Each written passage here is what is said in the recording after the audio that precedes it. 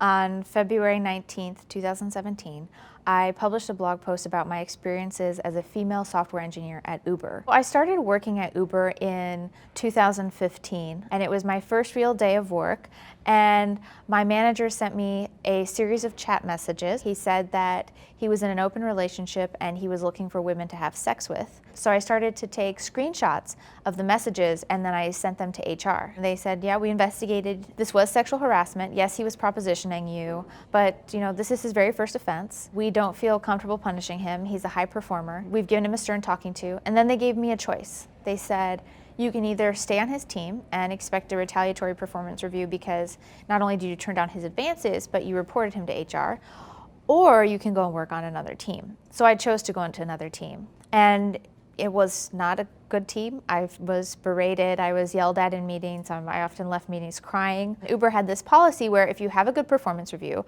at a certain score, you can transfer to any team. I decided I'm gonna work really hard, I'm gonna do really well. I got that score and I put in a request to transfer. My transfer request was blocked and my manager went in and retroactively changed my review. And I reported to HR and they said, yes, he shouldn't have done this, but unfortunately that's the way it is. Every time that something happened, I kept a record of it. I would either screenshot it, I would print out hard copies. After I reported everything and went all the way up to the CTO, I realized, if he's not going to do anything about this, then the company's not going to change and there's nothing that I can do to change it from the inside.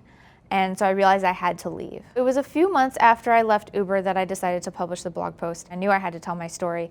I was just so afraid to tell it because I knew what happened to other whistleblowers and people who spoke out. When it went viral and people started to take action, it was very shocking to me. There was a lot of good that came, but most of the time it was just absolutely terrifying. I was the subject of a lot of different rumors and smear campaigns. People were contacting my friends, my relatives. A few months afterward, I found out that I was pregnant and I kept thinking oh my gosh, I can't let my daughter ever experience anything like this. The company hired Eric Holder and the firm that he worked at to do an investigation. And it was so encouraging and inspiring to see how many voices were there to join me. Once all our voices were out there, we couldn't be ignored anymore.